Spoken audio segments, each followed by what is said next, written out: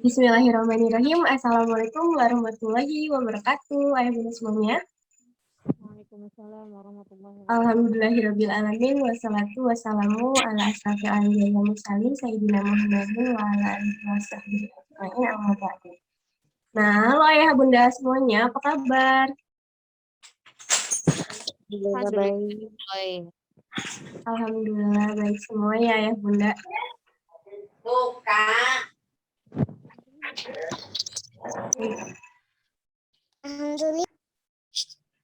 Alhamdulillah kita bisa bertemu kembali ya ayah bunda di kajian hari ini bersama Ustadz Salim dengan tema mengenalkan keimanan kepada anak kita. Nah, ayah bunda semuanya, sebelumnya gimana nih kabarnya hari ini? Harinya berjalan lancar kah atau tidak? Soalnya kan kalau di Mina ini cuacanya agak mendung ya. Nah, kalau di ayah bunda semuanya gimana nih? Harinya berjalan baik atau enggak ayah bunda? Ya,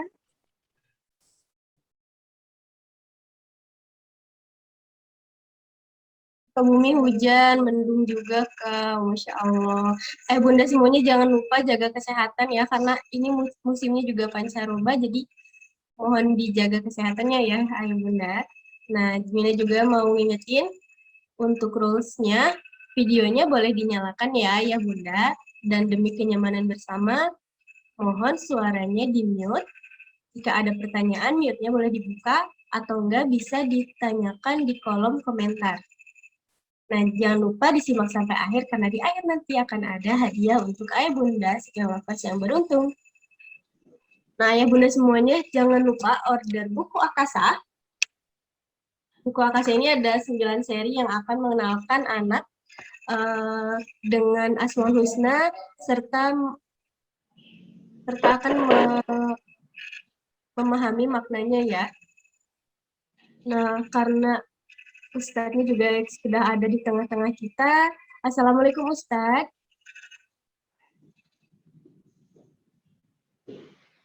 Assalamualaikum Ustadz. Waalaikumsalam warahmatullahi wabarakatuh. Baik Ustadz, sudah siap ya. Jadi tanpa panjang waktu lagi, saya limpahkan kepada Ustadz untuk memberikan materinya Ustadz. Mangga Ustadz. Alhamdulillah ya haqqa hamdi, alhamdulillah ya hamdan katsiran tayyiban mubarakan fi.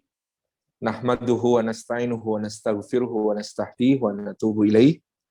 Wa la na'budu illa iyyahu wa natawakkalu alaih. Allahumma fasalli wa sallim wa barik ala sayyidina wa habibina wa syafi'ina wa maulana Muhammad wa ala alihi wa ala ashabihi wa dzurriyyatihi wa man sara ala nahji wa sanna bi sunnatihi wa ihtada bi hadiyi ila yaumi liqa'i rabbih amma ba'd. Hadratul mukarramin yang kami hormati, rekan-rekan dari Sakinah, para ayah dan bunda yang dimuliakan oleh Allah Subhanahu wa taala. Puji syukur kita haturkan kehadirat Allah atas limpahan karunia-Nya kita dihimpun di dalam majelis ilmu meskipun hanya secara daring, secara online. Semoga tidak mengurangi semua keutamaan bermajelis ilmu yang bisa kita raih dari sisi Allah Subhanahu wa taala. Semoga setiap langkah yang kita tempuh pada hari ini menjadi pemudah jalan kita semua menuju ke surga, dan semoga duduk kita semua termasuk taman di antara taman-taman surga tempat Allah mencurah-curahkan rahmat-Nya, menaungkan sayap-sayap malaikatnya, menurunkan sakinah ke dalam hati kita, dan menyebut-nyebut nama kita semua dengan bangga pada makhluk-makhluk mulia yang ada di sisinya. Hadirin dan hadirat yang dimuliakan oleh Allah Subhanahu wa taala, Allah memberikan kepada kita salah satu suri tauladan di dalam Al-Qur'an Al-Karim tentang bagaimana menjadi orang tua yang mampu menanamkan pendidikan terbaik untuk anak-anaknya. Allah memperkenalkan kepada kita Sayyidina Luqman alaihi salam. Beberapa ulama berpendapat bahwa beliau adalah seorang nabi, sementara yang lain berpendapat bahwa beliau sekedar seorang hakim atau seorang yang banyak memiliki hikmah dan kebijaksanaan yang mendapatkan ilham dari Allah Subhanahu wa taala, akan tetapi tidak mencapai derajat kenabian. Wallahu a'lam bishawab. Yang jelas salah satu surah dalam Al-Qur'an Karim diberi nama dengan nama ayah teladan ini, dan Allah menceritakan tentang beliau dengan kata-kata A'udzubillahi minasyaitonirrajim. Walaqad ataina Luqmanal hikmata an ishkur lillah wa may yashkur fa innama yashkuru li nafsihi wa man kafara fa innallaha ghaniyyun hamid. Awal mula kisah dari Sayyidina Luqman, Allah menyebut walaqad ataina, dan benar-benar sungguh telah kami anugerahkan Luqman kepada Luqman al-hikmata, hikmah. Hikmah bisa bermakna ajaran-ajaran yang baik. Hikmah bisa bermakna sunnah, tradisi yang baik sesuai dengan Al-Quran dan hadis Rasulullah SAW. Sunnah juga bermakna, hikmah juga bermakna kemampuan untuk bukan sekedar membedakan yang hak dengan yang batil, ya, tetapi membedakan yang terbaik di antara hal-hal yang baik dan memilah yang paling sedikit keburukannya di antara yang buruk-buruk. Ini ta'rif yang diberikan Sayyidina Umar bin Khattab radhiyallahu anhu ketika membicarakan tentang hikmah. Jadi hikmah itu adalah kebijaksanaan, terjemahan kita. Tapi di antara kebijaksanaan tersebut, ya, menurut Sayyidina Umar adalah kemampuan untuk tidak sekedar membedakan yang benar dan yang salah, yang baik dan yang buruk, melainkan untuk memilih yang terbaik di antara yang baik-baik dan memilah yang paling sedikit kemadaratannya dibandingkan yang lain di antara yang buruk-buruk. Walaqad ataina Luqman al-hikmah, dan sungguh-sungguh telah kami anugerahkan kepada Luqman al-hikmah. Apa hikmah itu? Anishkur lillah. Yakni hendaklah engkau bersyukur kepada Allah Subhanahu wa taala. Jadi di antara ru'usul hikmah atau penghulu-penghulu, mata air, sumber-sumber hikmah adalah kesyukuran kepada Allah Subhanahu wa taala. Ini sesudah di antara ucapan para hakim, yaitu ra'sul hikmati makhafatullah. Di antara penghulu dari hikmah adalah rasa takut kepada Allah. Tentu syukur sebagaimana ayat ini sebutkan juga merupakan salah satu ra'sul hikmah atau penghulu dan sumber segala kebijaksanaan, yaitu rasa syukur kepada Allah Subhanahu wa taala. Anishkur lillah, hendaklah engkau bersyukur kepada Allah. Wa may yashkur fa innama yashkuru li nafsihi wa man kafara fa innallaha ghaniyyun hamid. Wa may yashkur, dan barang siapa bersyukur kepada Allah, fa innama yashkuru li nafsihi, maka sesungguhnya dia tidak lain bersyukur kepada Allah Subhanahu wa taala. Wa man kafara, dan siapa yang kufur kepada Allah Subhanahu wa taala, fa innallaha, maka sesungguhnya Allah ghaniyun, maha kaya, tidak memerlukan kepada apapun di alam semesta ini, hamidun, maha terpuji, bahkan tanpa ada yang memuji pun dia tetap terpuji. Jadi ketika Allah tidak menunjukkan kepada kita Luqman sebagai salah satu teladan dalam menjadi orang tua, teladan dalam menjadi ayah yang baik bagi anak-anaknya, Allah tegaskan bahwa ada karunia yang diberikan olehnya kepada Luqman, yaitu karunia hikmah.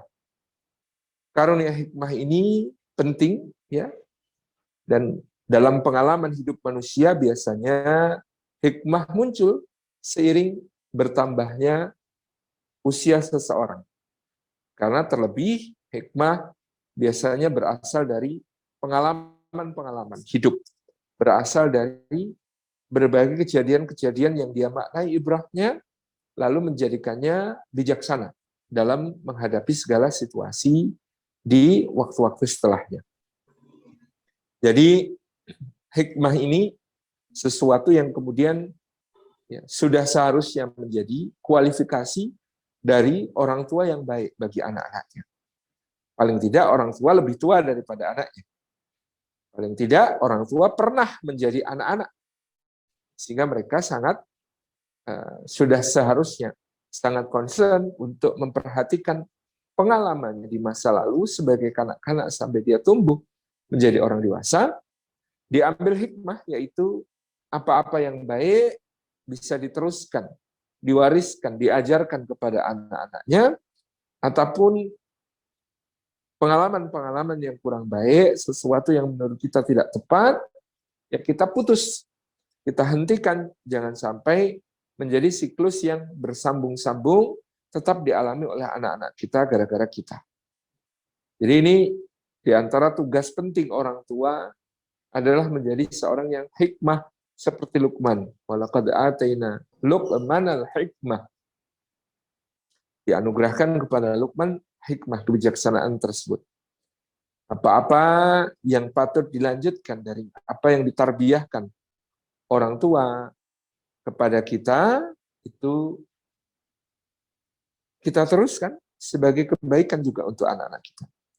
Tetapi apa-apa yang menjadi hal-hal yang kita alami sebagai pengalaman buruk, kita alami sebagai sesuatu yang tidak bermanfaat, kita alami sebagai sesuatu yang tidak bermakna, kita alami sebagai sesuatu yang menjadi pelajaran hidup yang tidak perlu diulang, ya, kita stop. Jangan sampai ada anasir merasa aku dulu juga dibegitukan sama orang tuaku, sekarang giliran anakku aku begitukan seperti contoh yang diberikan orang tua. Tentu tidak demikian. Kalau dia adalah perkara yang buruk, ya cukup berhenti, jangan lagi diteruskan. Di antara puncak-puncak hikmah itu adalah anishkurillah, kata Allah. Hendaklah kamu bersyukur kepada Allah. Salah satu pilar dasar dalam kehidupan berumah tangga adalah syukur. Jadi bagaimana kemudian kita mengenali segala karunia Allah Subhanahu wa taala yang dianugerahkan kepada kita, kemudian kita mengakui nikmat-nikmat itu. Kita puji zat yang telah memberi nikmat. Kita gunakan nikmat tersebut di dalam ketaatan dan kebaikan, dan kita jadikan nikmat tersebut bermanfaat bagi orang-orang yang ada di sekitar kita. Ini adalah prinsip syukur. Anishkurlillah, hendaklah engkau bersyukur kepada Allah. Maka makna syukur di situ adalah memuji, menyebut-nyebut sang pemberi nikmat, Allah Subhanahu wa taala. Yang kedua, menggunakan apa yang dianugerahkan sebagai nikmat untuk ketaatan, untuk kebaikan, untuk kemuliaan. Dan yang ketiga, mempergunakan nikmat-nikmat itu sampai dia memberi manfaat, memberi maslahat kepada seluas-luasnya orang. Pada orang-orang yang ada di sekitar kita dan seterusnya. Itu makna syukur kepada Allah. Anishkurillah, hendaklah engkau bersyukur kepada Allah Subhanahu wa ta'ala. Ini adalah rasul hikmah, karena ketika kita kemudian menyadari bahwa setiap yang datang kepada kita adalah anugerah Allah, adalah nikmat Allah, maka saat itu Allah meredam kesombongan kita, meredam ujub bangga diri kita, meredam sifat tamak kita, meredam sifat-sifat buruk dari dalam diri kita. Sehingga dengan ketika Allah Subhanahu wa taala mengaruniakan kemampuan bersyukur, jadilah dia satu nikmat yang besar bagi kita. Sayyidina Umar bin Abdul Aziz rahimahullah taala menyatakan, kemampuan seseorang untuk mensyukuri suatu nikmat adalah sebenarnya nikmat yang lebih tinggi daripada sekedar nikmat yang disyukuri. Jadi kemampuan mensyukuri suatu nikmat adalah nikmat yang lebih tinggi daripada nikmat yang disyukuri. Karena sesungguhnya kita mampu bersyukur juga merupakan nikmat Allah. Kita mampu bersyukur juga merupakan taufik dari Allah. Kita mampu bersyukur, kita juga merupakan satu nikmat yang tidak setiap orang mendapatkannya. Betapa banyak orang dikaruniai nikmat, tapi mereka tidak mampu bersyukur. Sehingga nikmat itu justru menjadi kelalaian. Nikmat itu justru menjadi kemaksiatan. Nikmat itu justru menjadi madarat, bahaya, rasa sakit bagi sesama. Maka betapa indahnya kalau seseorang mendapatkan anugerah hikmah dari Allah berupa kemampuan untuk bersyukur. Kemampuan untuk menyebut Allah dengan penuh kesadaran bahwa dialah sang pemberi nikmat. Alhamdulillahirrabbilalamin. Untuk menggunakan nikmat-nikmat yang dianugerahkan itu dalam ketaatan-ketaatan, amal soleh. Dan menggunakan nikmat tersebut untuk memberi manfaat bagi orang-orang yang di sekitarnya. Orang-orang yang dicintai dan disayanginya. Orang-orang yang berada dalam lingkup yang mampu dia jangkau. Itu syukur. Wa may yashkur fa innama yashkuru li nafsi, dan barang siapa bersyukur maka sesungguhnya syukur itu akan menjadi kebaikan baginya sendiri. Allah Subhanahu wa taala memerintahkan kita untuk bersyukur sama sekali bukan karena dia menghajatkan rasa syukur kita. Dia memerintahkan kita beribadah bukan karena dia membutuhkan ibadah tersebut. Kalaupun seluruh umat manusia bersepakat untuk ingkar dan kufur serta bermaksiat kepadanya, sungguhnya Allah Subhanahu wa taala tidak terkurangi kemuliaan, kemaharajaan, keagungan, kesempurnaannya. Dan betullah ayat ini yang mengatakan anishkurli. Anishkurlillah. Wa may yashkur fa inna ma yashkur nafsi. Adalah bersyukur kepada Allah, karena barang siapa bersyukur kepada Allah, maka hakikatnya rasa syukur itu akan kembali kepada dirinya sendiri. Rasa syukur itu akan menjadi manfaat bagi dirinya sendiri. Allah tidak membutuhkan rasa syukur tersebut. Allah, meskipun seluruh makhluk bersepakat untuk taat, tidak menambah bagi kemuliaannya. Seluruh makhluk bersepakat untuk maksiat, maka tidak mengurangi kemuliaan. Syukur betul-betul adalah sebuah nikmat untuk manusia. Dengan syukur itu nikmat dijaga oleh Allah Subhanahu wa taala, dan dengan nikmat syukur itu pula Allah menambah nikmat yang dianugerahkannya kepada hamba. La in syakartum la azidannakum wa la in kafartum inna adzabi lasyadid.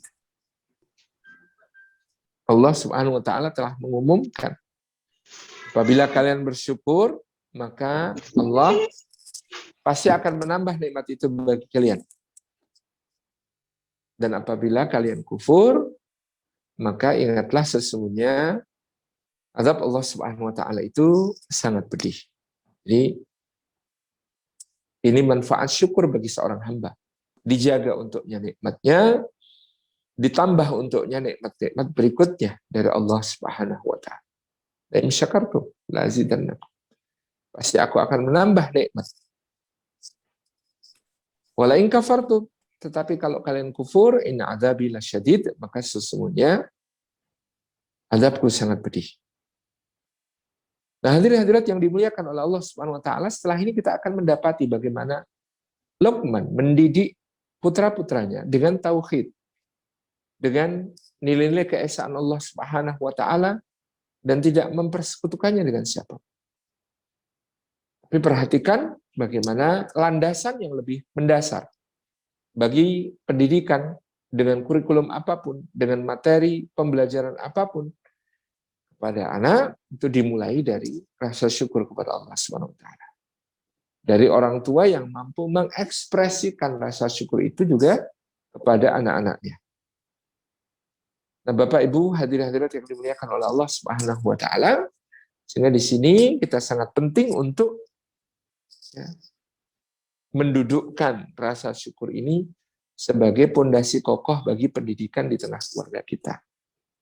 Apakah kita sudah bersyukur kepada Allah Subhanahu wa taala atas nikmat keluarga yang dianugerahkan Allah? Nikmat pernikahan, nikmat rumah tangga, nikmat keluarga selama ini kemudian ya, berjalan begitu saja. Apakah sudah kita syukuri? Apakah sudah kita maknai? Apakah kita sudah temukan hikmah-hikmahnya?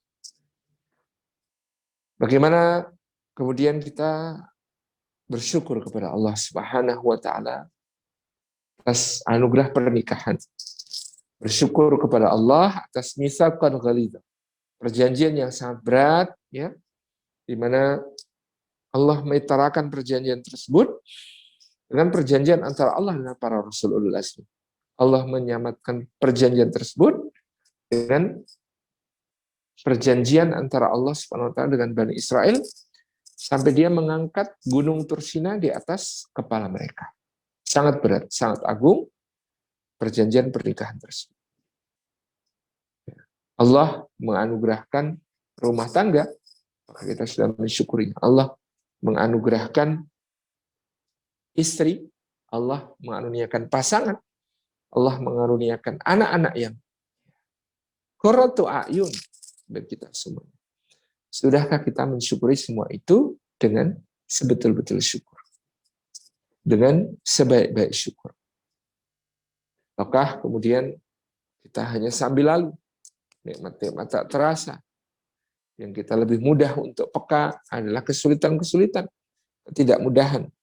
Sementara semua kebaikan yang sudah berjalan, kita tidak pahami, tidak memberikan perhatian yang cukup untuknya. Nah, maka mari kita berlatih untuk bersyukur supaya bisa menanamkan tauhid, muraqabatullah, ibadah, akhlak dan adab kepada anak-anak kita seperti nanti akan kita simak satu persatu dari ajaran yang diberikan oleh Luqman kepada anak-anaknya.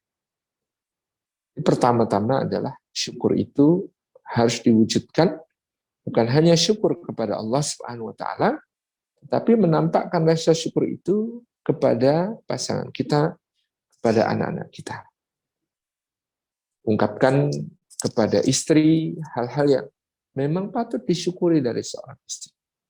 Sampaikan kepada istri, ya, boleh dengan verbal, boleh dengan pena, dengan tulisan, ya, boleh dengan ungkapan-ungkapan yang lain yang memungkinkan, yang ma'ruf, yang baik, bahwa kita sangat berterima kasih pada seorang istri yang mendampingi kita, ya, yang kemudian mengorbankan waktu dan kesenangannya untuk mengurus anak-anak kita, untuk mengurus rumah kita, untuk bertanggung jawab atas seluruh bagian dari fungsionalitas rumah tangga kita.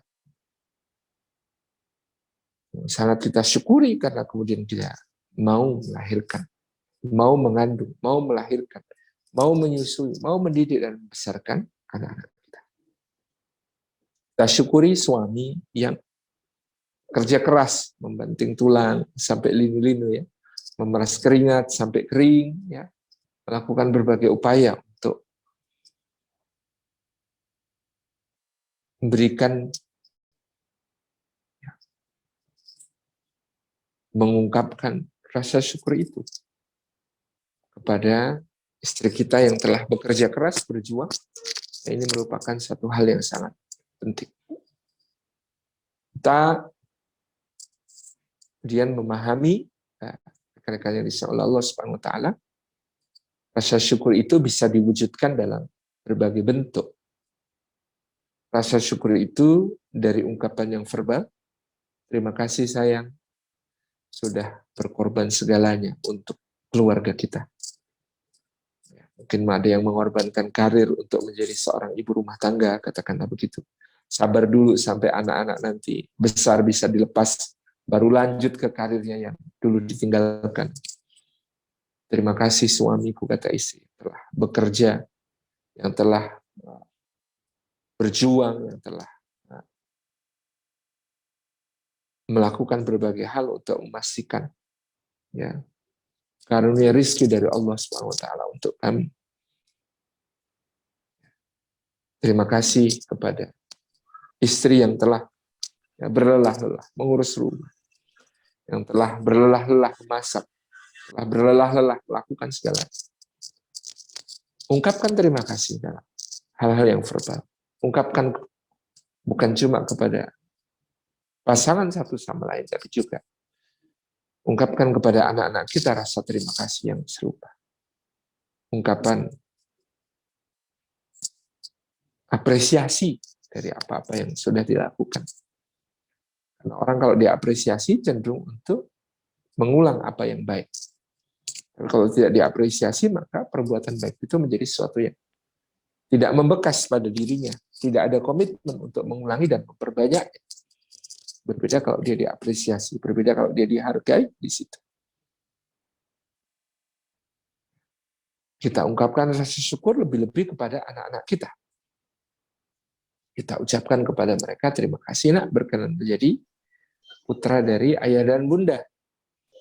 Terima kasih nak berkenan nanti mendoakan ayah dan bunda. Kalau nanti ayah bunda sudah tak ada, sudah menghadap Allah, lalu engkau selalu ingat untuk mendoakan di pagi maupun petang, di setiap akhir salat. Ya. Tapi kemudian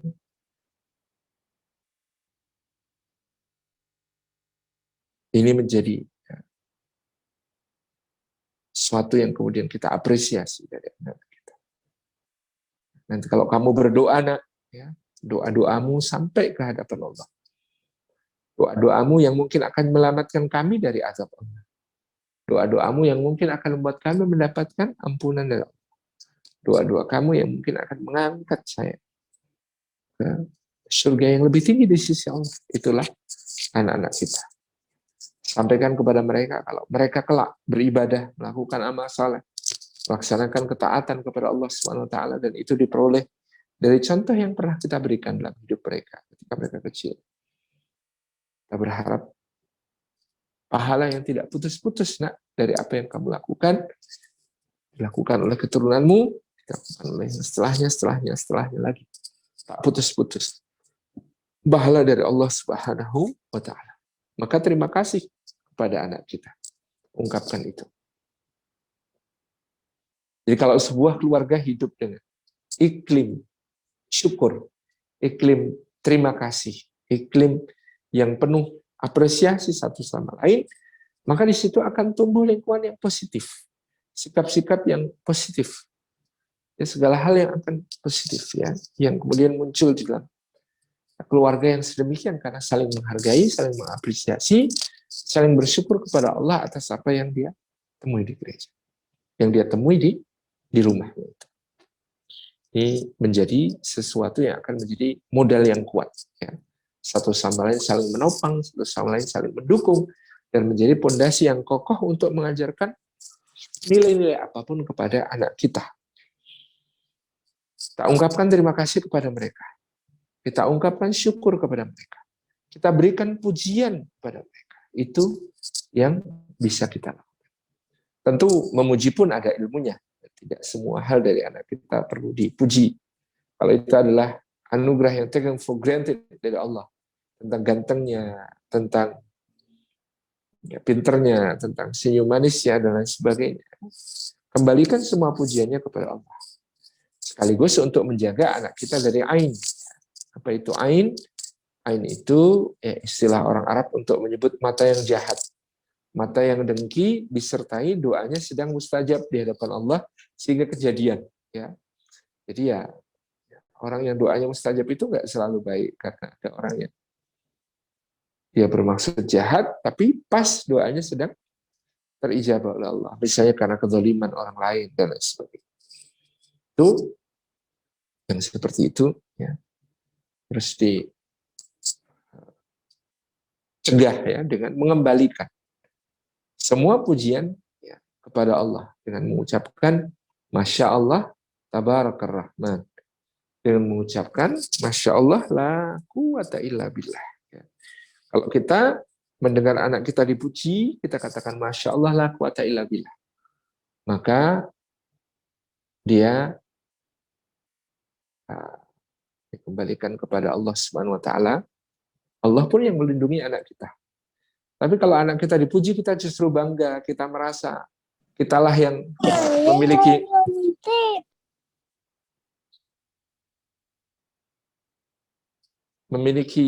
apa namanya jasa kepada dia. Katakanlah kita mengatakan, siapa dulu dong bapaknya, siapa dulu dong ibunya. Nah, ini membahayakan anak kita karena Allah melepaskan perlindungannya. Ujubnya kita, ya, bangganya kita, sombongnya kita tentang anak-anak kita itu melepaskan perlindungan Allah dari anak-anak kita. Jadi ini yang mungkin sering salah pahami sebagian orang. Jangan sampai anak kita dilihat orang, jangan sampai difoto karena takut ain, takut ini, takut itu. Ya, ain itu nyata, tetapi tidak semudah itu. Ain itu bukan hanya soal dilihat, ain itu adalah soal bagaimana kedengkian bertemu dengan doa yang mustajab. Dan insya Allah akan aman selama kita perlindungan kepada Allah. Ya, bagaimana kita perlindungan kepada Allah? Setiap kali anak kita dipuji, setiap kali anak kita dikagumi, diri kita, benda-benda milik kita, semuanya maka kembalikan kepada Allah dengan mengucapkan Masya Allah la quwata illa billah, atau Masya Allah tabarakallah, Masya Allah tabarakar rahman. Kita kembalikan kepada Allah, maka Allah yang akan melindungi. Itu ya. Jadi ini mungkin juga untuk memberikan pemahaman kepada sebagian ayah bunda yang ingin tahu tentang ain. Ain itu nyata. Ain itu kabarnya sahih dalam hadis Nabi SAW, tetapi ya bukan sekedar orang ngelihat lalu anak kita menjadi sakit, bukan sekedar orang ngelihat ya lalu anak kita menjadi celaka, bukan. Tetapi karena adanya kedengkian yang bercampur dengan doa yang mustajab. Loh, orang yang dengki, apakah doanya mustajab? Ya bisa jadi karena sebab-sebab yang lain. Ya, lagi didolimi, ya jadi doanya mustajab. Ya, lagi di waktu yang mustajab, ya ibadahnya juga baik sehingga dia mustajab. Memangnya orang baik bisa dengki? Oh bisa, gitu ya. Orang baik juga bisa dengki. Orang yang soleh bahkan juga bisa kemudian ya setan membisikkan dengki ke dalam hatinya. Itu juga ujian bagi setiap orang. Setiap orang, kata Ibnu Qayyim al-Jauziyah, itu sangat bisa ya, timbul dengki di dalam hatinya melihat hamba Allah yang lain memiliki nikmat. Cuma ada orang-orang bodoh yang menampakkan kedengkian itu, ada orang-orang berakal yang menyembunyikan kedengkian tersebut. Ya, setiap nikmat berpeluang untuk ada dengki di sana. Jadi kembalikan dengan cara mengatakan Masya Allah tabarakar rahman, Masya Allah la quwata illa billah. Kemudian kalau kita memuji, mengapresiasi anak-anak kita, pujilah effort, pujilah usaha, pujilah ikhtiar, pujilah ya hal-hal yang ya, dia berjuang untuk itu, dia fight, ya itu perlu kita puji, kita apresiasi. Dia sudah berusaha, dia sudah berikhtiar, meskipun gagal, meskipun mungkin dia belum sempurna mengerjakannya, berikan apresiasi untuk tiap effort, tiap usaha, tiap ikhtiar yang dilakukan oleh anak-anak kita. Itu yang penting. Nah, salah satu cara menguji apakah para bunda sekalian hadir sore ini adalah orang yang pandai bersyukur tentang anak kita atau tidak, ya kita lihat. Misalnya dalam kasus anak kita itu bawa piring sesudah dia makan, piringnya mau dibawa ke tempat cuci piring, ya, dibawa ke wastafel tempat cuci piring. Di tengah perjalanan piring itu lepas dari genggamannya, jatuh, pecah, berantakan. Pertanyaannya, apa yang pertama kita ungkapkan pada anak kita? Apa yang pertama kita komentari? Apakah kita mengomentari ikhtiarnya ya untuk membawa piring itu ke tempat cuci piring, ataukah yang kita komentari adalah pecahnya piring itu yang merupakan kejadian yang tidak dia sengaja, kejadian yang dia tidak bermaksud gitu, yang dia tidak menginginkan gitu ya. Nah, itulah yang terjadi seringnya ya, anak bawa piring ke tempat cuci piring, jatuh, pecah, yang dikatakan ibu pertama, ya Allah, pecah ya, gitu. Kita lebih tertarik untuk mengomentari sesuatu yang anak kita sebenarnya nggak sengaja melakukannya, sebuah insiden, sebuah accident yang kemudian qadar Allah wa syafa'al, sesuatu yang tidak terhindarkan. Tetapi dia tidak kemudian mengomentari, memberi apresiasi pada ikhtiar anaknya yang luar biasa di dalam membawa piring itu, berusaha bertanggung jawab, ya, mencoba ikut membantu orang tuanya. Nah, jangan salahkan anak kalau kemudian di waktu-waktu dewasanya dia malas-malasan membantu, tidak peduli, tidak ada sense untuk melihat orang tuanya lagi kesusahan, dia tidak nolongi. Gitu. Kenapa? Karena waktu kecil dia bawa piring, jatuh, pecah, orang tuanya bilang, ya Allah, malah pecah kan? Tuh kan dibilang juga apa? Udah besok bunda aja, kamu nggak usah. Nah, kan dia ingat-ingat betul itu. Sudah besok bunda aja, kamu nggak usah. Gitu ya. Itu akan menjadi sesuatu yang sangat melekat di dalam benaknya. Nah, ya bunda yang dirahmati Allah, bukankah akan lebih baik kalau kita kemudian memberikan rasa syukur, apresiasi terlebih dahulu. Masya Allah, nak, anak bunda keren. Anak bunda, Masya Allah, tabarakallah. Ini tadi berniat untuk bawa piringnya ke tempat cuci piring ya, bantu bunda ya. Itu keren sekali, nak. Insya Allah, qadarullah ya, pecah. Qadarullah tadi jatuh, nggak apa-apa. Yuk sekarang anak bunda yang bersihin ya, bunda bantu. Jadi subjeknya tetap harus dia. Anak bunda yang bersihin, bunda bantu. Tidak mata, udah minggir, biar bunda yang bersihin. Enggak. Anak bunda yang bersihin, bunda yang bantu. Ini yang akan membentuk ya sesuatu yang sangat positif dalam dirinya. Dia merasa diapresiasi atas ikhtiarnya, maka besok-besok akan dia lakukan lagi. Dia merasa tanggung jawab itu sesuatu yang baik ya. Dia merasa ya hal-hal yang dia melakukan hal tersebut itu pasti akan ya diapresiasi, adalah hal yang baik, bertanggung jawab itu harus ya, dia belajar banyak dari situ karena komentar positif yang sedemikian ini ya menandakan rasa syukur. Jadi ya, kita apresiasi betul anak-anak kita. Jadi ini Allah mengenalkan kepada kita tentang Luqman ini sebelum membicarakan tentang pengajaran tauhid, ternyata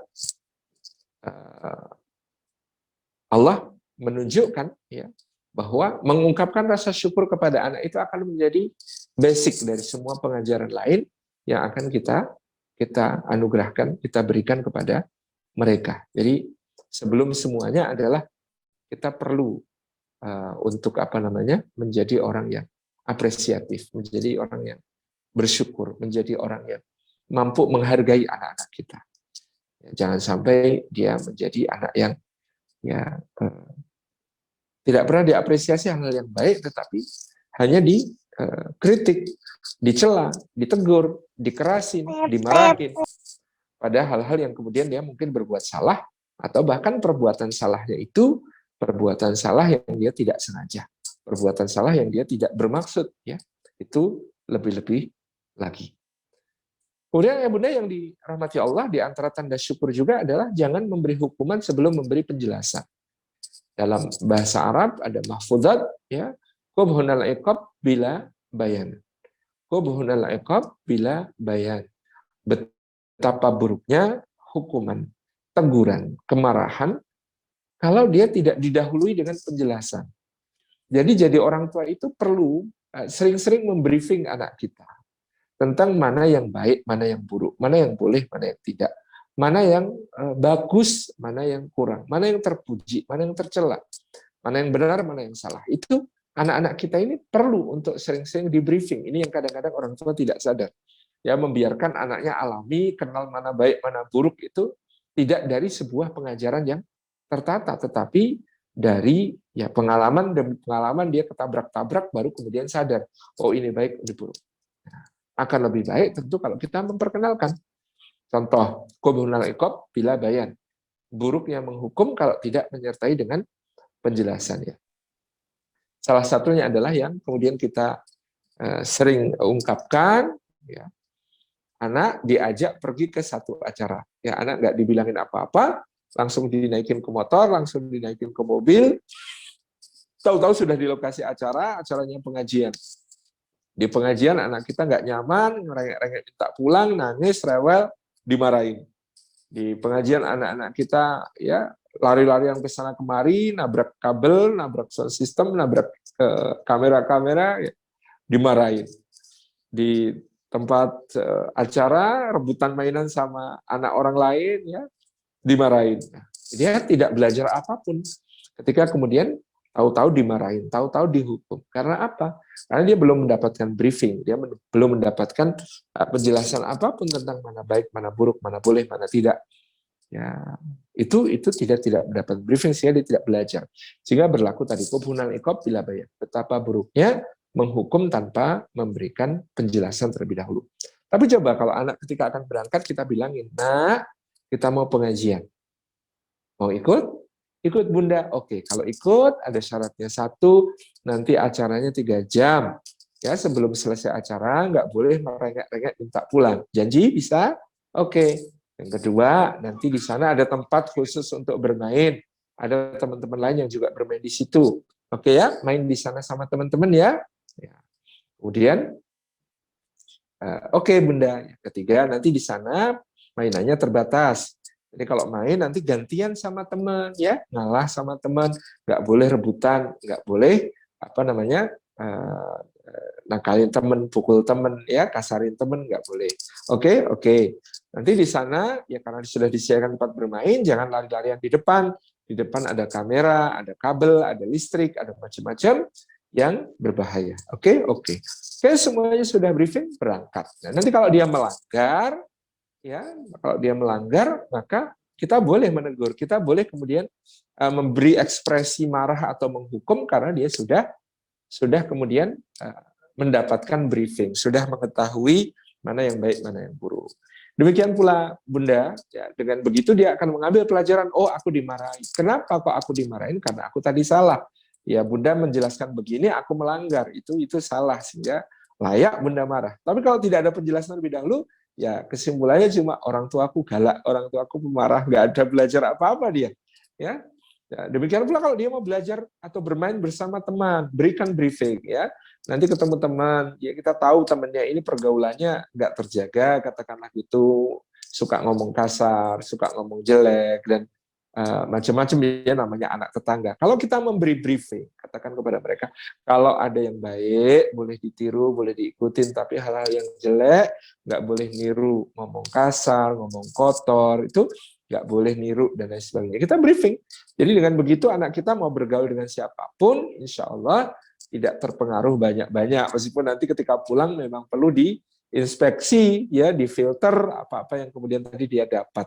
Tetapi pada intinya briefing itu penting, memberikan kepada anak pemahaman mana yang baik, mana yang buruk dan seterusnya. Itu selalu hal yang selalu sangat-sangat mendasar.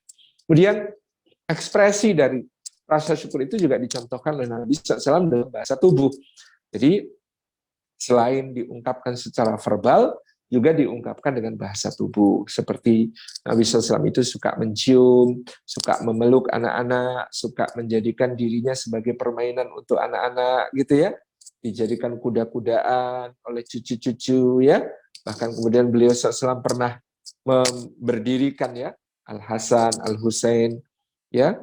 Kemudian juga Usamah bin Zaid, Abdullah bin Ja'far, Abdullah bin Abbas, Abdullah bin Zubair, Abdullah bin Umar, ya, dan anak-anak yang lain. Kemudian Rasulullah SAW bersabda, ayo siapa yang bisa menangkap aku akan mendapat hadiah. Lalu beliau berlari. Anak-anak kecil ini kemudian ya mengejar beliau, ada yang sampai kemudian berhasil menangkap kepala, menangkap lengan, menangkap kaki, menangkap perut, menangkap dada, ya. Kemudian Nabi SAW berkata kepada mereka, oh semua dapat hadiah, semua dapat hadiah. Pernah beliau ya menggendong Umamah binti Abil As ketika mengimami salat di Masjid Nabawi, ketika rukuk diletakkan, ketika i'tidal diambil lagi, ketika sujud diletakkan lagi, duduk di antara dua sujud, anaknya di pangku. Masya Allah, ketika Al-Husain naik ke punggung beliau, pada saat beliau sedang bersujud, maka sujud beliau menjadi lama sekali. Para sahabat heran, sampai-sampai mereka mengira-ira hal-hal yang tidak-tidak, yang bukan-bukan tentang Nabi. Tapi ternyata setelah sekian lama Nabi mengangkat kepala, seusai salam beliau menjelaskan, tadi ketika aku sujud, Husain naik ke punggungku, menjadikanku sebagai kuda-kudaannya. Ya, aku tidak ingin memutus kesenangannya dalam bermain maka aku biarkan dia sampai turun dengan sendirinya. Setelah dia puas, dia turun, baru aku angkat kepalaku ya. Masya Allah, tabarakallah rahman. Ini kan satu gambaran yang luar biasa tentang bagaimana mengapresiasi, menghargai anak-anak kita ya dengan cara yang luar biasa. Jadi makanya dulu saya bertanya-tanya kenapa Rasulullah bersabda misalnya muru auladakum bisalati wahum abna sampai sini, perintahkan anak kalian untuk sholat ketika mereka berusia 7 tahun. Ya. Dipikir-pikir apa yang kemudian perlu diajarkan lebih dulu sebelum 7 tahun, kenapa nunggu 7 tahun untuk memerintahkan sholat.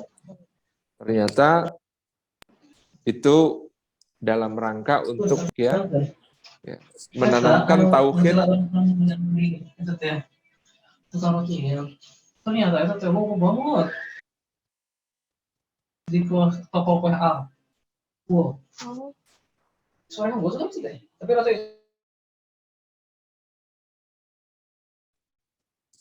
Dalam rangka menanamkan tauhid dan juga muraqabatullah nanti yang akan kita bicarakan setelah ini.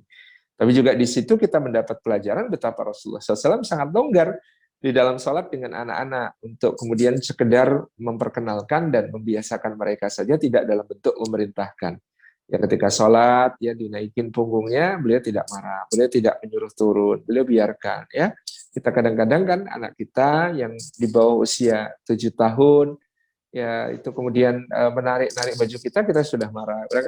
Ada cerita yang lucu, orang tua itu justru ketika sholat menjadi galak ya, gampang memarahi anak, bahkan sambil mencubit ya, sholat tapi sambil nyubit anak yang gangguin ya. Kok bisa gitu ya. Nah, ini sebuah hal yang tidak didapati contohnya dari Nabi SAW. Jadi Rasulullah SAW itu begitu lembutnya mengenalkan ibadah ya, mengenalkan ibadah kepada anak-anak supaya mereka betul-betul enjoy terhadap ibadah itu, supaya mereka betul-betul merasa nyaman terhadap ibadah itu, karena ya memang itu cara memperkenalkan yang terbaik. Jangan sampai justru ketika sholat kita berubah jadi galak, ketika sholat kita jadi suka nyubit, ketika sholat kita jadi sering menghukum kepada mereka, karena itu akan memberikan kepada mereka satu gambaran yang kurang nyaman ya. Kemudian kurang nyaman untuk kenang ya, sehingga nanti dia ya menjadi tidak nyaman dengan apa yang sedang dilakukan dengan sholat. Sedang baca Quran juga ya, kita memang mungkin ada yang dikejar target odds gitu ya, harus selesai 1 juz, tapi jangan sampai misalnya anak-anak yang berusia di bawah 7 tahun ketika memanggil kita menjadi kemudian tidak kita pedulikan.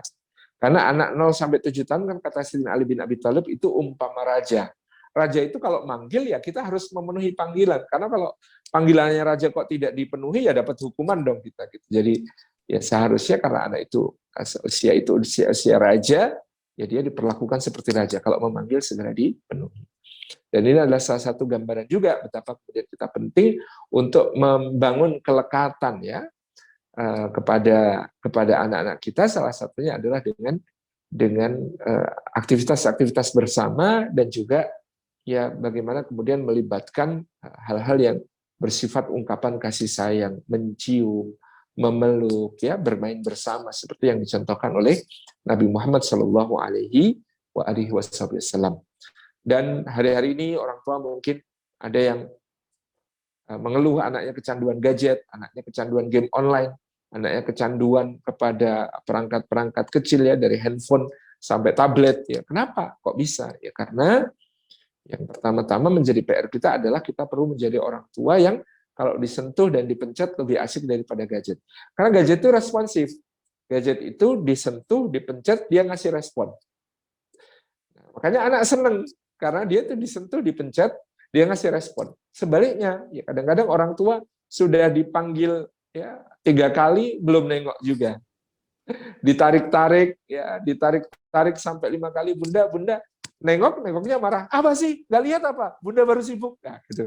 Nah, ini makanya anak kecewa, gitu ya. Anak kecewa kepada orang tua yang kemudian membuat mereka beralih kepada gadget. Karena gadget tidak mengecewakan. Disentuh, dipencet, selalu dia memberikan respon positif kepada mereka. Nah, apakah orang tua seperti itu?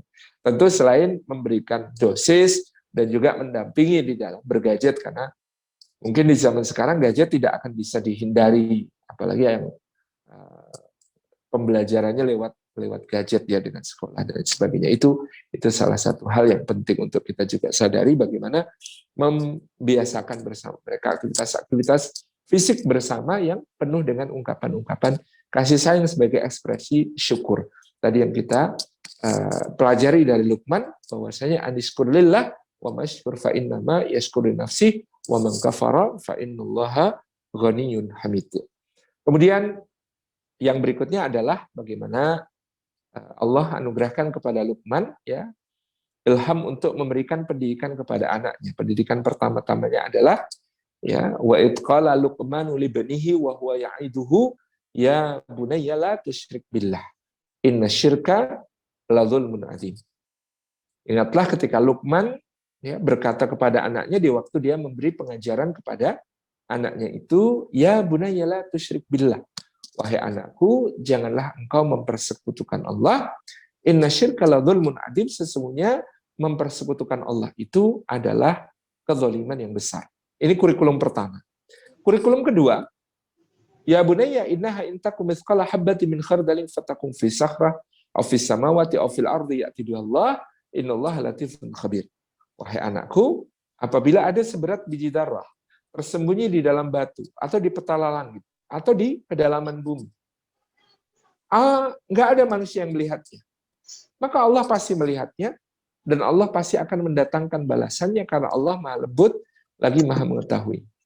Jadi kalau pelajaran pertama tauhid, pelajaran kedua langsung digabung dengan muraqabatullah atau pengawasan Allah Subhanahu wa taala.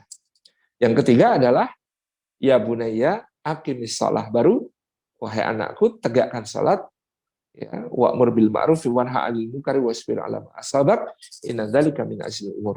Tegakkan yang ma'ruf, perintahkan yang ma'ruf, ya cegah yang munkar dan bersabarlah atas semua itu yang menimpa padamu ya. Inna dzalika min azmil umur, yang demikian itu termasuk perkara yang diwajibkan oleh Allah Subhanahu wa taala. Jadi di sini ya teman-teman yang insyaallah Pak Ayah Bunda yang dirahmati oleh Allah Subhanahu wa taala, ada kurikulum ibadah yang tadi kita sebut. Kenapa merintahkan sholat nunggu umur 7 tahun? Ternyata kalau urutan di surah Luqman ini, ya 2 sebelumnya ada yang lebih mendasar, yaitu tauhid dan muraqabatullah. Yang keempat baru ya materi tentang adab dan akhlak ya. 4 ke 5 itu adab dan akhlak. Wala tusa'ir khaddaka linnasi wala tamshi fil ardi maraha innallaha la yuhibbu kulla mukhtalin fakhur wa qasid fi masyika waqdud min sautik inna angkarul aswati la sautul hamir ya. Ini adalah sebuah hal yang kemudian kita bisa pahami sebagai pengajaran adab dan akhlak. Kita kembali kepada yang pertama. Tadi adalah pengajaran tauhid. Jadi pengajaran tauhid untuk anak-anak kita adalah ya bunayya la tusyrik billah inna syirka la dzulmun adzim. Nah, jangan mempersekutukan Allah. Mempersekutukan Allah itu satu kezaliman yang besar. Kita bisa memulai dengan wa annallaha rabbi wa rabbukum fa'buduh hadza siratul mustaqim.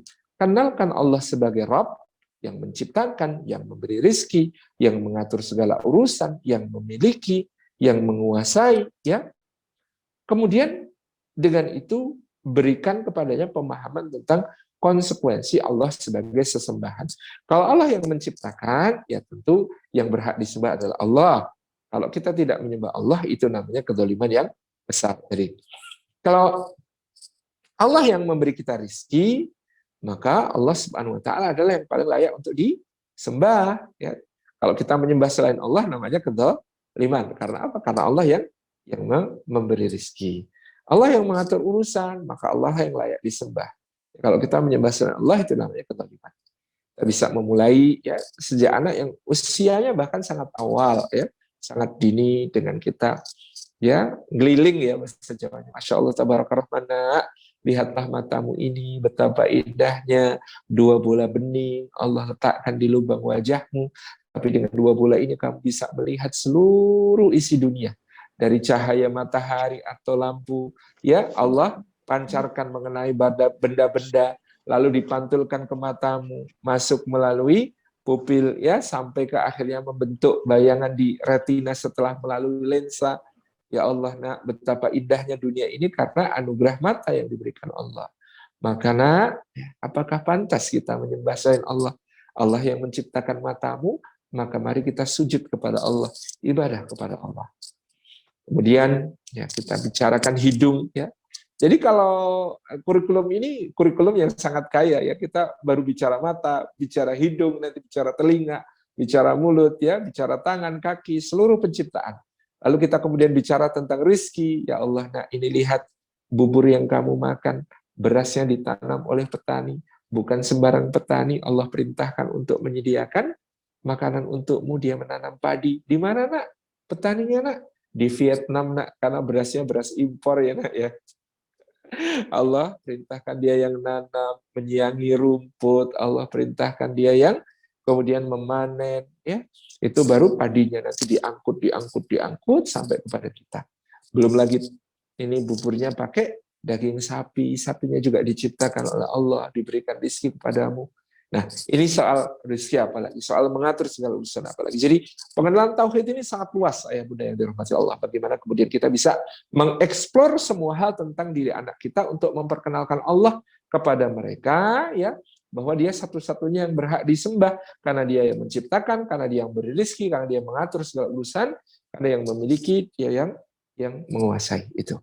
Kemudian yang berikutnya adalah kurikulum muraqabatullah.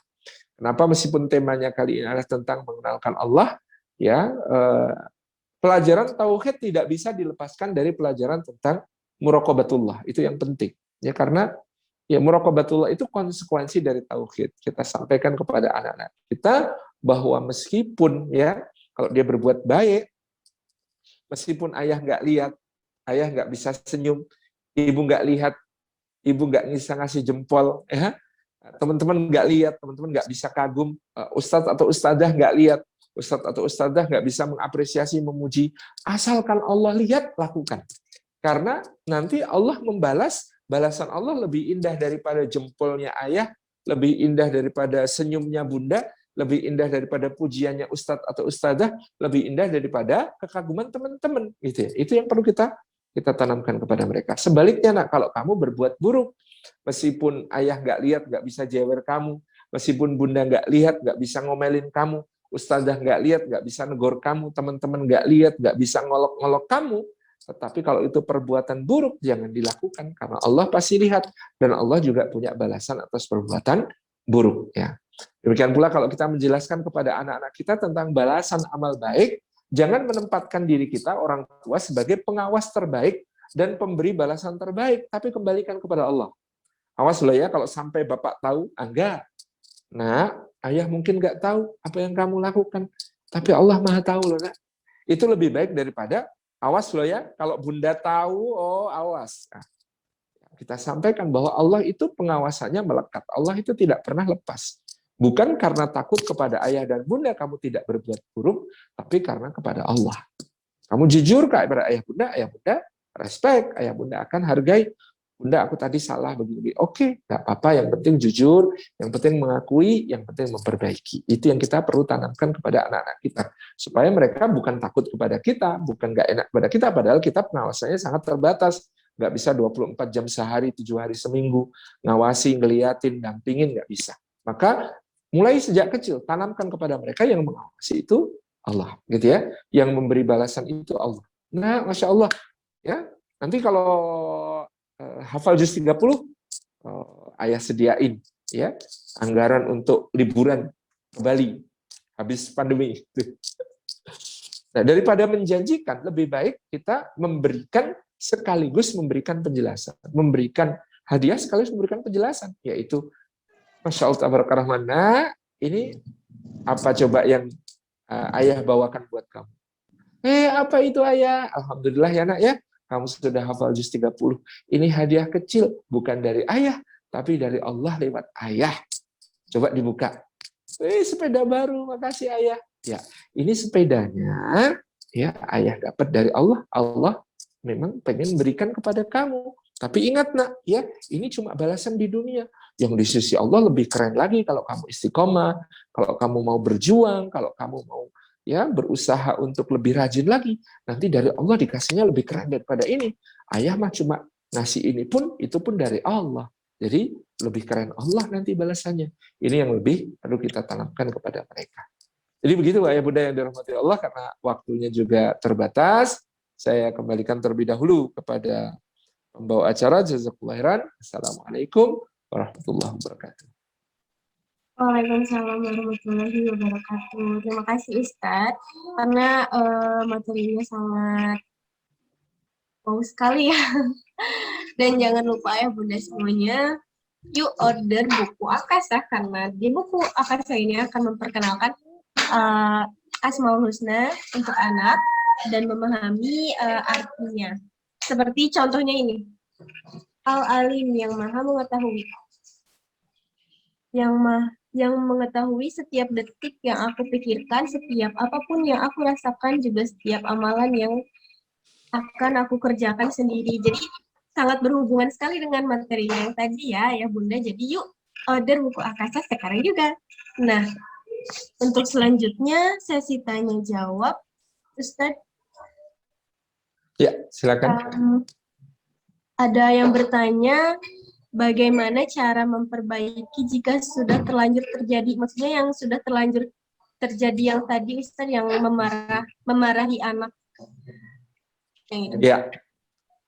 Baik, yang pertama, orang tua selalu harus konsekuen dan konsisten. Artinya apa? Ya, setia kepada prinsip apa yang dikatakan. Kalau bisa kita upayakan selalu menjadi hal-hal yang kita lakukan juga. Yang kedua, jangan ragu, jangan sungkan, jangan gengsi untuk minta maaf kalau kita merasa bersalah kepada anak kita. Jadi kalau kita punya salah kepada anak, jangan ragu untuk minta maaf. Maaf ya nak, tadi bunda salah. Maaf ya kemarin bunda marahin mas, tapi bunda belum jelasin ke mas kenapa masalah gitu ya. Sehingga mas jadi bingung, sehingga mas jadi jengkel sama bunda, soalnya bunda nggak jelasin apa sebabnya bunda marah. Ya. Sekarang bunda minta maaf, boleh dimaafin? Jangan jangan gengsi, jangan merasa hal yang memalukan kalau kita minta maaf kepada anak. Biasa saja, fair ya. Bahkan kalau kita melanggar sesuatu hal yang sebenarnya sudah kita ucapkan, kita ungkapkan, konsekuen dan konsisten, kita minta dihukum sama anak pun boleh gitu ya.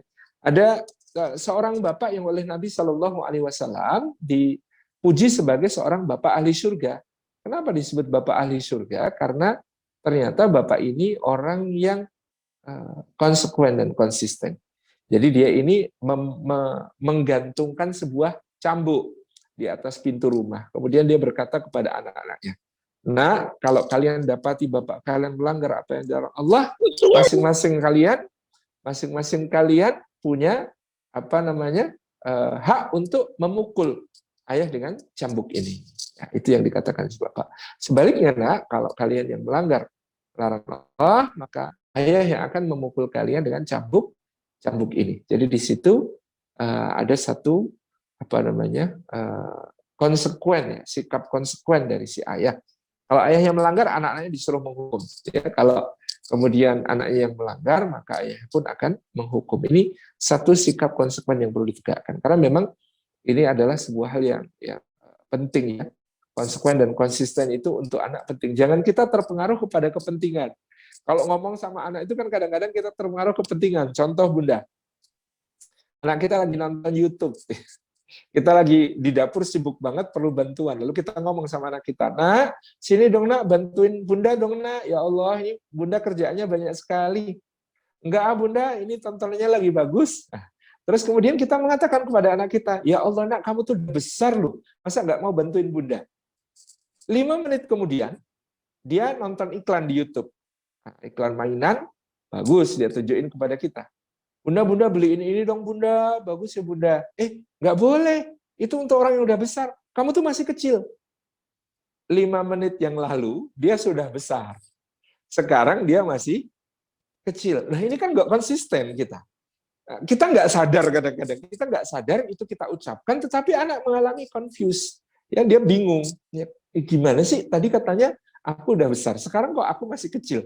Ternyata kita ngomong bukan berdasarkan satu yang kita konsisten, tapi karena kepentingan. Tadi kepentingannya dia kita suruh bantuin, maka kita bilang dia sudah besar. Sekarang kepentingan kita supaya nggak usah beliin, maka kita bilang dia masih kecil. Nah ini kan nggak konsisten. Nah sikap-sikap seperti ini, ya mungkin kita masih terlanjur terbiasa seperti itu, kita kurangilah dikit-dikit ya, ngomong kepada anak kita itu konsisten gitu ya. Kemudian yang berikutnya yang benar yang dirahmati Allah Subhanahu Wa Taala adalah bagaimana kita tadi berusaha untuk menjadi contoh buat anak-anak kita, karena anak-anak kita itu cara berpikirnya sederhana. Ayah dan bundanya adalah orang baik. Pasal 1, ayah dan bunda adalah orang baik. Pasal 2, apa yang dilakukan ayah dan bunda adalah baik. Pasal 3, apa yang tidak dilakukan ayah dan bunda adalah tidak baik.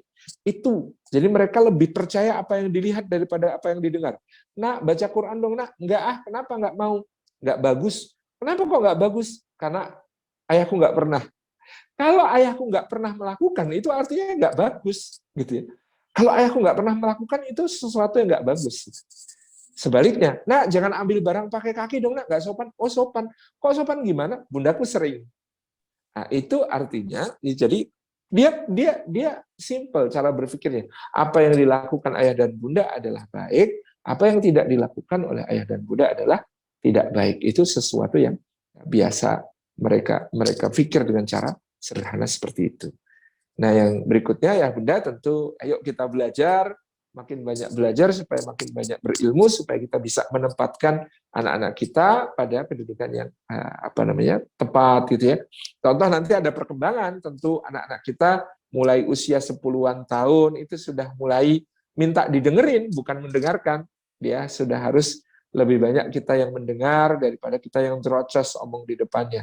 Kita harus menyimak, kita harus jadi teman curhat yang baik supaya dia percaya dan merasa nyaman, supaya dia ada apa-apa yang diceritain pertama ke ayah bundanya, jangan sampai ke medsos, jangan sampai ke teman-teman yang nggak jelas. Kalau bisa dia cerita curhat tuh sama kita. Nah caranya gimana supaya dia mau curhat sama kita? Ya kita sabar dengerin, kita nggak motong, kita nggak kemudian menghakimi, kita nggak kemudian membantah, menyanggah dikit-dikit atas apa yang diceritakannya. Pelan-pelan dengerin dulu, hargai dulu. Kemudian get involved, jadilah kemudian kita terlibat. Dia senangnya apa? Ya, dia senangnya BTS, ya, dia senangnya K-pop idol, ya perlu ngerti. Ya, ketika dia ngomong, Jungkook ganteng banget ya, Jungkook ini siapa? Orang tuanya nggak ngerti, orang tuanya nggak paham, kan nggak nyambung. Kita harus tahu dikit-dikit lah untuk supaya apa? Nyambung sama anak, supaya nanti kita bisa memberikan wacana alternatif. Jungkook, gantengnya gimana sih nak? Gini. Bunda mau cerita. Tadi kan Bunda udah dengerin cerita kamu tentang Jungkook kan? Sekarang Bunda mau cerita, dengerin ya. Cerita apa Bunda? Ada orang namanya Mus'ab bin Umair. Nah, Mus'ab bin Umair itu kalau jalan setengah jam yang lalu atau 1 jam lalu lewat tempat itu orang tahu. Loh kok bisa? Iya soalnya bau parfumnya masih kecium. Keren banget nggak? Gitu. Jadi kita bisa memberikan wacana alternatif. Kenapa? Karena tahu. Kalau kemudian apaan Jungkook? Nah dia juga ketika kita cerita Mus'ab bin Umair, apaan Mus'ab bin Umair? Sama dia. Jadi artinya ini adalah proses di mana ada timbal balik untuk memahami terlebih dahulu. Saya kira itu mungkin mudah-mudahan bermanfaat. Baik, terima kasih Ustadz. Nah, untuk selanjutnya ini ada yang raise juga ya dari Umu Nizar. Umu Nizar silakan Bunda, boleh dibuka mute-nya. Assalamualaikum Ustadz. Waalaikumsalam warahmatullahi. Izin bertanya, saya ada beberapa pertanyaan Ustadz.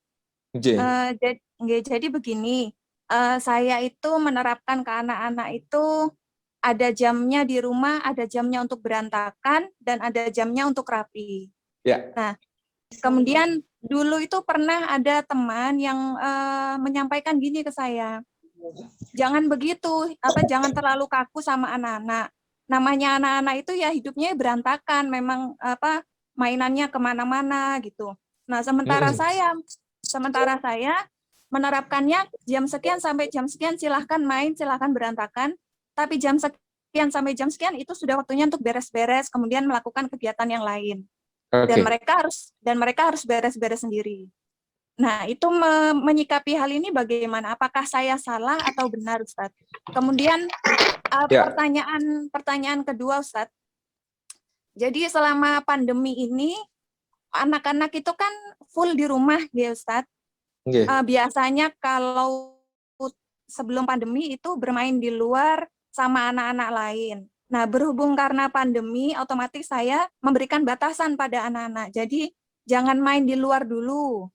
Atau kalau misalnya keluar itu pakai masker. Jadi di rumah itu menerapkan protokol kesehatan. Nah, kemudian ada yang berkomentar juga, jangan terlalu takut. Anak-anak itu kalau dikekang di rumah nanti mereka akan keluar dari fitrahnya. Nah, sementara anak-anak itu fitrahnya ya bermain dengan anak-anak lain seusianya. Sementara saya karena kondisi pandemi yang seperti ini, Ustadz, jadi saya memberikan anak-anak itu aktivitas di rumah gitu, Ustadz. Jadi kebetulan anak saya 4, jadi di rumah itu ya bermain antar saudaranya gitu, Ustadz. Nah, apakah hal ini salah atau bagaimana? Saya mohon pendapatnya Ustadz, nggih. Matur nuwun. Assalamualaikum warahmatullahi wabarakatuh. Waalaikumsalam warahmatullahi wabarakatuh. Pertanyaannya bagus sekali Bunda dan sangat relevan dengan apa yang sedang kita hadapi sekarang. Yang pertama, pembiasaan yang baik itu tidak masalah. Ya, anak-anak memang perlu diberi ruang untuk kemudian berkreasi, ya, untuk berani kotor itu baik, ya, untuk berantakan, untuk riuh, untuk macam-macam. Tetapi membiasakan tadi disiplin untuk kemudian merapikan kembali dan lain sebagainya itu baik kok. Usia berapa? Ya, mulai penekanannya adalah usia 7 tahun. Itu mulai dia harus mulai berlatih tanggung jawab, ya, berlatih untuk kemudian kalau beresin sampai beres betul-betul. Sebelum itu pembiasaan dan pemberian contoh. Jadi ya jam 9 malam misalnya sudah, atau jam 8 malam sudah waktunya mau tidur. Ayo semua mainan diberesin, ya, puzzle-nya diberesin, Legonya diberesin, ya, mobil-mobilan diberesin, buku-buku diberesin dan sebagainya. Baik, Bu, tidak masalah. Jadi jangan khawatir tentang pendapat-pendapat orang. Tidak semua omongan orang itu kemudian harus kita ikuti. Ya benar, anak itu memang dipersilakan explore, dipersilahkan untuk bermain sebebas mungkin, ya. Tetapi tadi membiasakan yang baik untuk bertanggung jawab, untuk merapikan kembali juga tidak merupakan hal yang keliru. Hanya saja kita menghindari. Katakanlah misalnya begini, kita sudah ngerapiin, terus dia ingin main lagi. Kita nggak perlu mengeluh dan menunjukkan keluar. Ya kan sudah dirapiin. Ya, nah ini yang dihindari. Kalau soal merapikan is good, ya, itu bagus, itu memang harus begitu. Yang kita hindari justru adalah kalau kita kemudian menunjukkan kepada mereka, ya, ketidaksenangan kita, kekecewaan kita gara-gara dia mungkin berantakan lagi apa yang sudah kita rapiin, yang memang dia masih berhak untuk bermain. Dia masih jamnya untuk bermain. Kita misalnya sore karena ada tamu, kita beresin jam 4 gitu, ya, terus dia ada tamunya bertamu sebentar, habis itu jam 5 anak-anak sudah berantakin lagi, ya. Ya Allah, udah diberesin. Ya nanti memang dia mainnya nanti masih sampai malam, ya nggak apa-apa dong gitu, ya kan, seperti kebiasaan, ya, yang sudah disepakati main sampai malam, ya sudah, nanti rapiin lagi nggak apa-apa gitu, ya. Itu yang kita hindari gitu, ya. Jadi bahkan kalau membiasakan anak misalnya dia merapikan juga, kita jangan banyak komplain tentang apa yang menjadi hasil kerjaan perapiannya. Dia merapikan tapi masih berantakan, belum sesuai harapan, nggak apa-apa. Ya kita biarkan dulu, ketika dia tidur kita rapikan lebih, tetapi tidak perlu mengatakan tuh kan malah nggak beres, biar ibu aja, jangan sampai seperti itu. Jadi itu baik Bunda, tidak ada masalah. Yang kedua, bermain di luar. Ini istilah fitrah ini Kak, jadi kemana-mana, ya. Jadi sesuatu yang sesuai dengan keadaannya itu disebut tabiat, bukan fitrah, ya. Tabiah bahasa Arabnya, natural itu tabiat. Kalau fitrah itu maknanya tidak keluar dari apa yang dikatakan ulama, ada 4. Fitrah itu tauhid, fitrah itu Islam, fitrah itu muahadah, perjanjian untuk bertauhid juga, ya. Fitrah itu siratal mustaqim, jalan yang lurus. Itu namanya fitrah. Di luar itu ya kebiasaan anak secara natural, ya. ya naluriah, instinktif itu disebut sebagai tabiat, bukan sebagai fitrah. Nah, bagaimana tentang kondisi pandemi, tentang main di rumah ya? Kalau tadi Bunda punya putra lebih dari satu, anaknya bisa bermain bersama dan lain sebagainya, kemudian bisa bermain di rumah, ya lebih baik di rumah. Ini kan kondisinya sedang seperti ini, artinya kondisi pandemi yang lagi-lagi tingkat penularannya sedang sangat tinggi, tentu lebih utama untuk menjaga kesehatan kita dan anak-anak kita di rumah. Karena mungkin ada studi-studinya WHO yang mengatakan dampak COVID pada anak-anak lebih ringan daripada yang dewasa. Tapi bagaimana kalau anak itu membawa virusnya untuk yang di rumah yang kemudian ada kerawanan-kerawanan tertentu karena ada komorbid misalnya, kan jadi masalah juga. Jadi lebih baik ya di rumah gitu ya, selama bisa di rumah. Artinya kita menunggu sampai waktunya memungkinkan untuk mereka bermain di luar dan sebagainya. Selama alat-alat permainan di rumah mencukupi, ya, selama teman di rumah ada, ya tadi ada saudara-saudara untuk bermain bersama, bermain di rumah bersama keluarga adalah jauh lebih baik dalam kondisi seperti ini. Jangan khawatir soal, waduh nanti mereka nggak tercukupi kebutuhan untuk bermain bersama teman-teman. Nanti akan ada waktunya, insya Allah. Demikian ulama.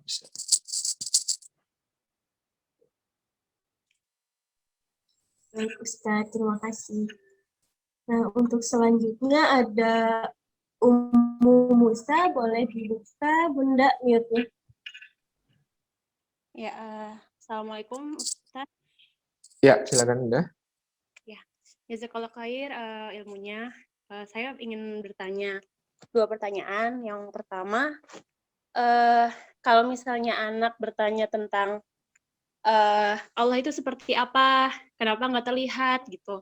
Terus kalaupun misalnya Allah bisa melihat, mendengar, berbicara, apakah Allah punya mata, telinga, atau mulut? Itu gimana ya kira-kira jawabannya Ustaz? Terus kedua, untuk asma Allah yang cenderung untuk memberi peringatan, kayak misalnya Maha menyempitkan, Maha merendahkan, Maha memberi kemudaratan, dan lain-lain, serta penjelasan tentang azab dan juga siksa di neraka atau hari pembalasan, itu kira-kira baiknya diceritakan sewaktu umur berapa ya? Atau kalau ketika di usia dini itu nanti penjelasannya seperti apa kalau yang secara umumnya gitu? Atau ada tahapan dalam mengajarkan tauhid sesuai dengan usia anak? Baik.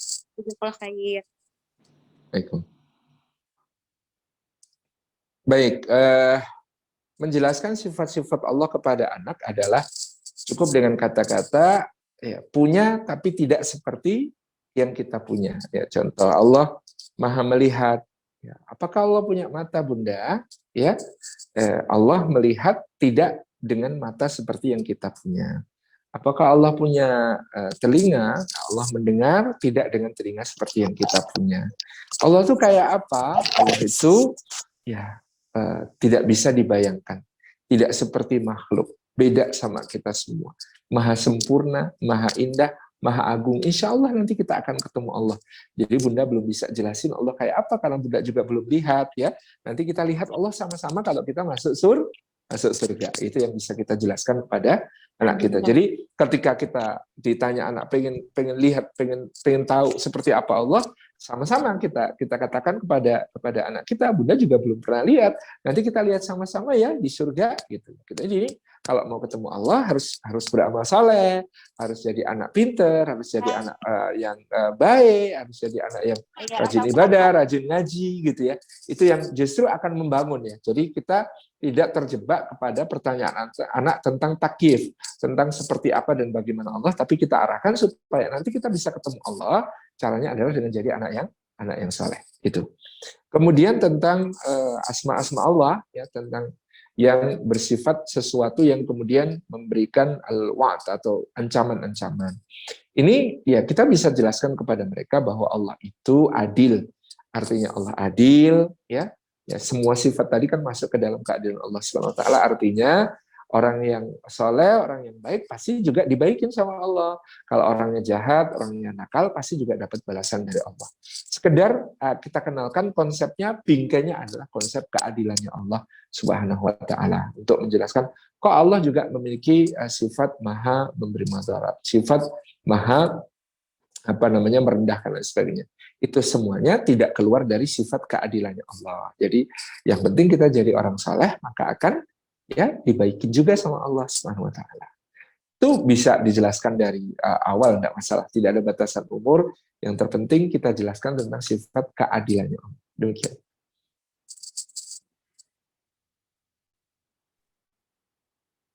Baik, terima kasih Ustadz. Nah, ayah bunda semuanya, buku Akasa juga dilengkapi dengan buku Apta.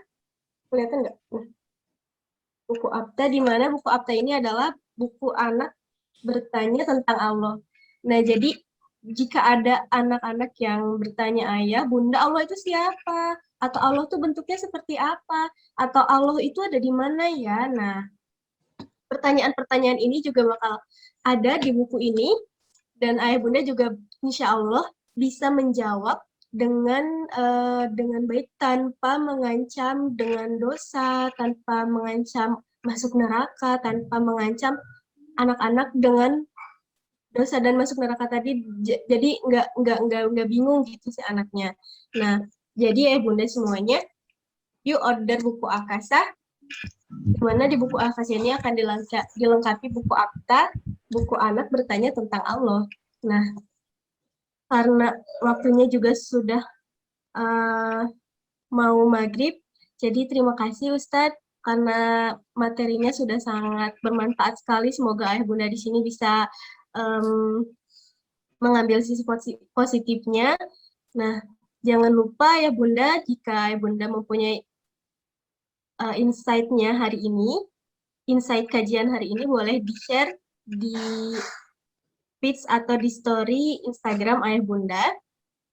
Jangan lupa di-tag Instagramnya Sakinah Family, dan Mina akan pilih ayah bunda yang kreatif membuat insight-nya menjadi pemenang kajian kali ini. Baik Ustadz, terima kasih Ustadz. Jazakumullah. Mohon maaf izin pamit jelang maghrib di Jogja. Ya, baik Ustadz. Terima kasih ayah bunda yang sudah menemani Mina kajian hari ini. Saya Ranti Rusdiana pamit undur diri. Wassalamualaikum warahmatullahi wabarakatuh.